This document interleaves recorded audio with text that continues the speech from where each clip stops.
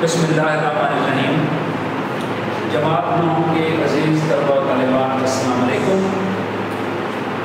मैं प्रोफेसर तारिक नईम बदर the concept academy Islamabad के शोबा उर्दू से आपसे मुखातिब हूँ।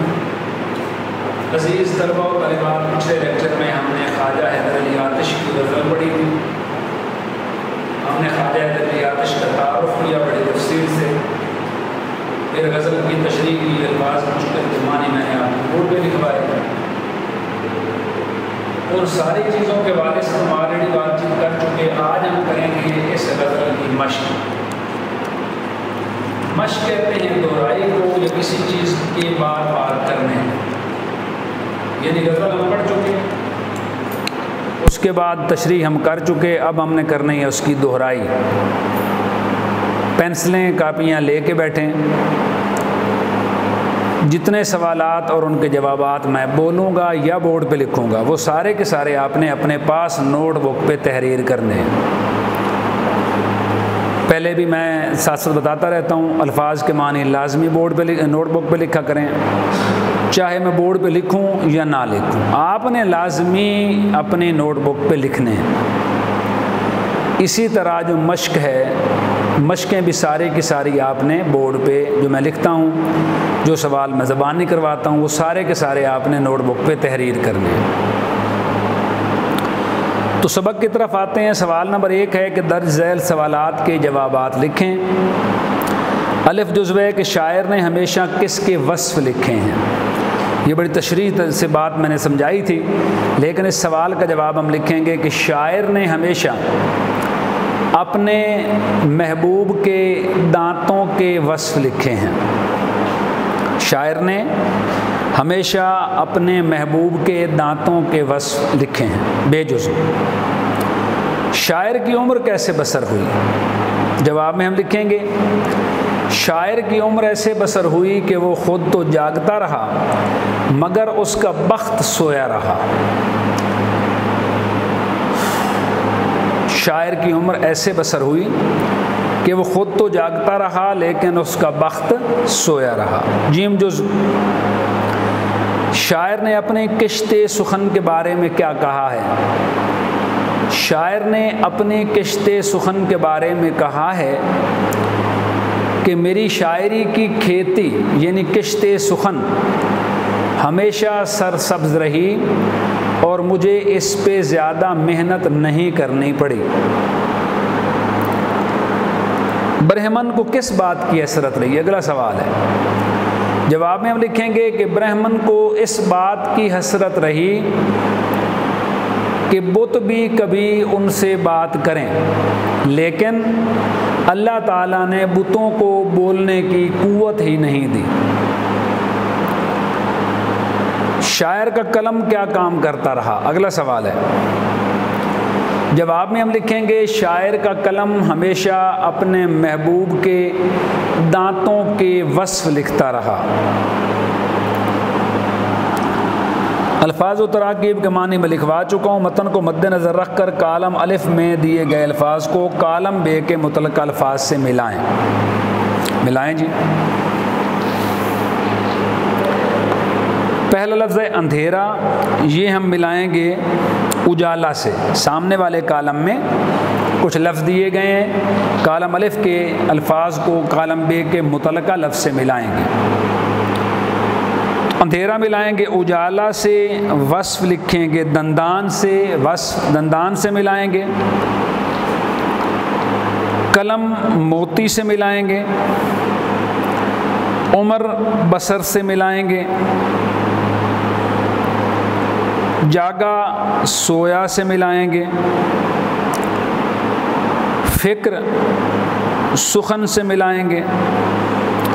ज़नख़दा कुआं से मिलाएंगे और मज़ा गम से मिलाएंगे। सवाल नंबर 3 है। दर्ज झैल शेर में मौजूद तशबीह के बारे में अपने उस्ताद से आगाही हासिल करें। सवाल शेर है, हमेशा लिखे वस्फ़ दंदान यार, कलम अपना मोती पिरोया क्या। तो जवाब में अज़ीज़ बच्चों हम लिखेंगे, इस शेर में महबूब के दांतों को मोतियों से तशबीह दी गई है। यानी शायर कहता है कि मेरे महबूब के दांत इतने खूबसूरत हैं जैसे मोती चमक रहे हों।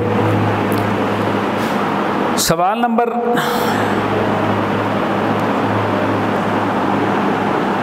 5 है, आराब की मदद से तलफ़्फ़ुज़ वाज़े करें। मैं पहले अल्फाज लिखता हूँ, फिर उस पर आराब लगाऊंगा। वस्फ़, कलम, उमर, बख्त।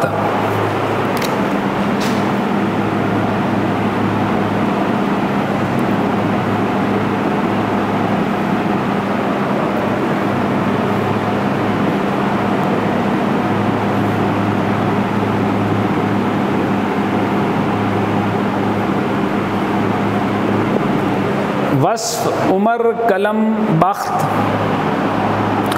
किश्ते, सुखन, बरहमन,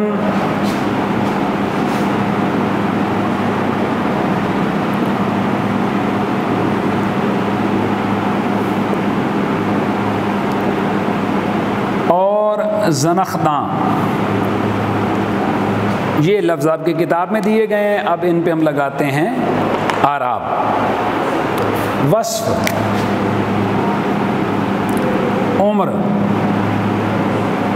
कलम, बख्त, किश्ते सुखन, बरहमन,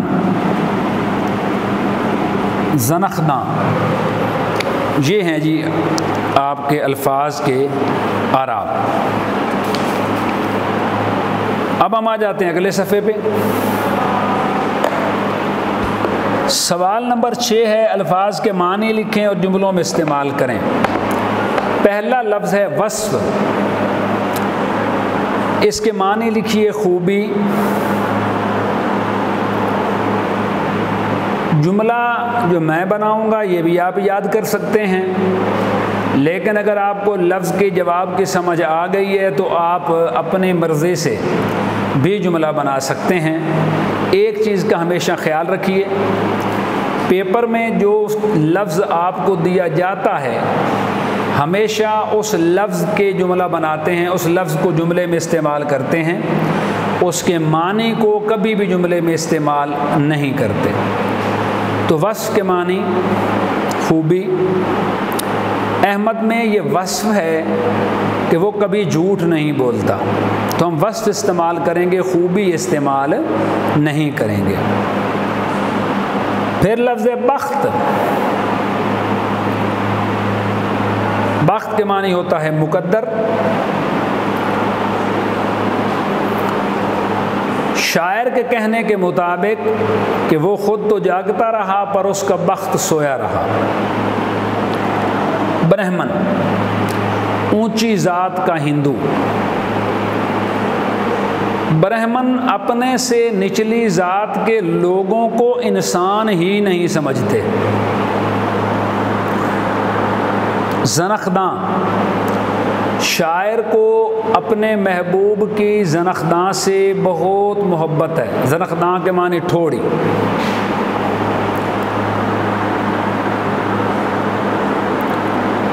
फिर लफ्ज़ आतिश।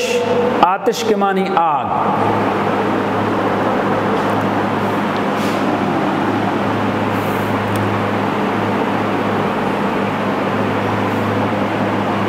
तेज़, शिद्दत से भड़कती हुई आतिश ने सब कुछ जला डाला। नंबर 7 पे अल्फाज और उनके मुतज़ाद लिखें। पहला लफ्ज़ है अंधेरा, मुतज़ाद होगा उजाला। जागना, मुतज़ाद होगा सोना। गम, मुतज़ाद होगा खुशी। आग, मुतज़ाद होगा पानी। मैं लिख देता हूँ,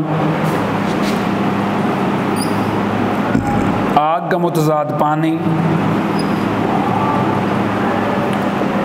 गम का मुतज़ाद खुशी, जागना का मुतज़ाद सोना, और चौथा लफ्ज़ कौन सा था? अंधेरा। अंधेरा का मुतज़ाद उजाला।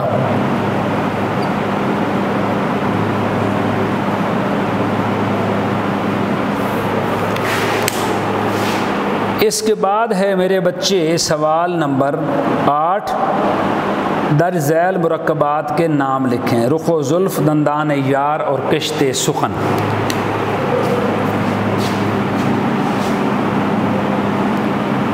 इसके लिए पहले समझने वाली बात है मुरक्कब होता क्या है।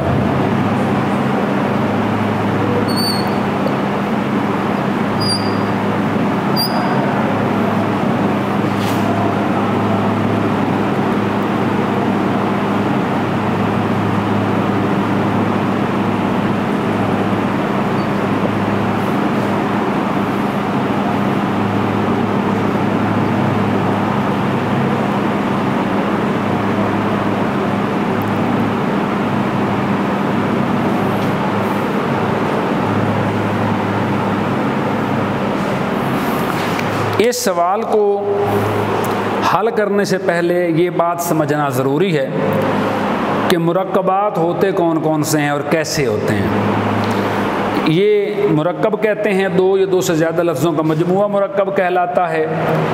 वाव हर्फ अतफ़ है। जिन दो लफ्ज़ों के दरमियान में वाव आ जाएगा वो मुरक्कब अतफ़ी कहलाएंगे और ये हमेशा और के मानी देता है।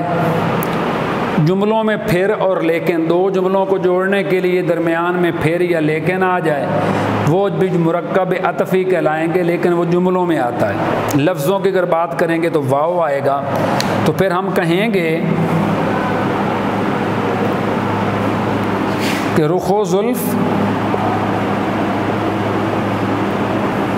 मुरक्कब अतफ़ी हैं, चेहरा और बाल। याद रखिए वाव आ जाए तो और के मानी देगा, अगर और आ जाए तो भी वो मुरक्कब अतफ़ी ही कहलाएगा। नंबर 2 पे है मुरक्कब इज़ाफ़ी। ये इज़ाफ़तें मैंने कुछ लिखी हैं, ज़बर, ज़ेर, पेश, मद, शद, जज़म वग़ैरह। ये जिन दो लफ्ज़ों के दरमियान में पहले लफ्ज़ पे हमेशा इज़ाफ़त लगाई जाती है, दूसरे लफ्ज़ के साथ मिलाया जाता है। दोनों अल्फाज के मानी आपस में मुख्तलिफ होते हैं लेकिन उनको इजाफत लगा के जोड़ा जाता है। दंदान यार, नून के नीचे ज़ेर है, और याद रखिए इजाफत हमेशा का, की, के, को वग़ैरह, का, की, के, को इसके मानी देती है। इजाफत हमेशा इसके मानी देती है। तो आपके सिलेबस पे अगर बात हम करें तो आ जाएगा लफ्ज़ है दंदान यार, महबूब के दांत, के आया, मैंने कहा था का, की, के, को वगैरह आएगा। और दूसरा लफ्ज़ है किश्ते सुखन, किश्ते सुखन, शायरी की खेती। यहाँ दंदान के नीचे ज़ेर आई, वहाँ किश्त के नीचे ज़ेर आई, तो उसके मानी होंगे शायरी की खेती। सुखन के मानी वैसे तो बात करना होता है, यहाँ की दरमियान में आया, यहाँ के आया, और ये मानी किसके हैं? ज़ेर ज़बर पेश के, इजाफत के। तो इसका मतलब ये हुआ कि ये जो दो लफ्ज़ आपके सिलेबस में दिए गए ये दोनों कहलाएंगे मुरक्कब इजाफ़ी, क्योंकि इन पहले अल्फाज पे इजाफत मौजूद है। तो 3 मुरक्कब दिए गए थे आपके। एक था रुखो जुल्फ, तो मैंने बता दिया वाव हर्फ अतफ़ है, जिन दो लफ्ज़ों के दरमियान आएगा वो कहलाएगा मुरक्कब अतफ़ी, और ये हमेशा और के मानी देता है। वो जो फिर और लेकिन मैंने लिखा वो भी मुरक्कब अतफ़ी है, लेकिन वो जुमलों के दरमियान आता है। असद ने नाश्ता किया फिर कॉलेज चला गया, तो ये भी मुरक्कब अतफ़ी कहलाएगा, लेकिन दो जुमलों के दरमियान में अगर फिर आता है या लेकिन आता है तो मुरक्कब अतफ़ी कहलाएगा, लेकिन वो आपके सिलेबस का हिस्सा नहीं है। तो बात हम सिर्फ कर रहे थे वाव और की। वाव आएगा या और आएगा, वाव हमेशा और के मानी देता है, तो ये कहलाएगा मुरक्कब अतफ़ी। दंदान यार और किश्ते सुखन जो आपका सवाल है मैंने बता दिया, इजाफत हमेशा पहले लफ्ज़ पे होती है और उस इजाफत के मानी का, की, के, को वग़ैरह होते हैं। तो ये दोनों अल्फाज हैं मुरक्कब इजाफ़ी। इसके बाद है सवाल नंबर 9, गज़ल को गौर से पढ़ें और दर्ज झैल के जवाब दें। मैंने आपको ये बड़ी तफसील से समझाया हुआ है। इस गज़ल का मतला कौन सा है? मतला हमेशा वो पहला शेर कहलाता है जो हम रदीफ़ व हम काफ़िया होता है। तो इस गज़ल का जो पहला शेर है वो मतला है। इस गज़ल का मकता कौन सा है? आतिश ने आखिरी शेर में अपना नाम या तखल्लुस इस्तेमाल किया है, इसलिए जिस गज़ल का आखिरी शेर जिसमें शायर अपना नाम या तखल्लुस इस्तेमाल करता है वो मकता कहलाता है। अगर इस्तेमाल ना करे तो वो मकता नहीं बल्कि आखिरी शेर कहलाता है। तो यहाँ चूँकि आतिश ने अपना तखल्लुस इस्तेमाल किया तो इस गज़ल का आखिरी शेर मकता कहलाएगा। फिर इस गज़ल की रदीफ़ क्या है? तो रदीफ़ मैंने समझाया हुआ है कि रदीफ़ के मानी होते हैं सवार के पीछे बैठना। काफ़िया पहले आता है और हम आवाज़ होता है, और जो रदीफ़ है वो हमेशा काफ़िए के बाद आती है, क्योंकि उर्दू हम दाएँ से बाएँ लिखते हैं। मैं एक शेर पढ़ देता हूँ, आपको समझ आ जाएगी। कहा कि हमेशा लिखे वस्फ़ दंदान यार, कलम अपना मोती पिरोया क्या, कहूँ क्या उम्र हुई क्यों कर बसर, मैं जागा क्या बख्त सोया क्या। तो क्या इसमें बतौर रदीफ़ इस्तेमाल होगा, क्योंकि ये आखिर पे बार बार रिपीट हो रहा है, दोहराया जा रहा है। और उससे पहले जो लफ्ज़ आया पिरोया क्या बख्त सोया क्या, पिरोया और सोया ये दोनों होंगे काफ़ी है। पाँचवें शेर में शायर ने क्या इस्तिआरा इस्तेमाल किया है? पहला, दूसरा, तीसरा, चौथा, पाँचवा। ब्रह्मन को बातों की हसरत रही, खुदा ने बुतों को न गोया किया। तो यहाँ पे बुत खुदा के लिए इस्तिआरा हैं, क्योंकि ब्रह्मन या हिंदू जो हैं वो बुतों को अपने हाथों से बनाते हैं, उन्हें सजदे करते हैं, उन्हें पूजते हैं। लेकिन जो असल तख्लीक़कार है, रब रहीम है, मालिक कायनात है, उसने उन बुतों को बोलने की कुव्वत नहीं दी। यहाँ ब्रह्मन के लिए जो बुत हैं वो खुदा के लिए बतौर इस्तिआरा इस्तेमाल हुए हैं। ये थी आपकी आज की मश्क। इंशाल्लाह मिलते हैं अगले लेक्चर में एक नए सबक के साथ। बहुत शुक्रिया। अल्लाह निगहबान।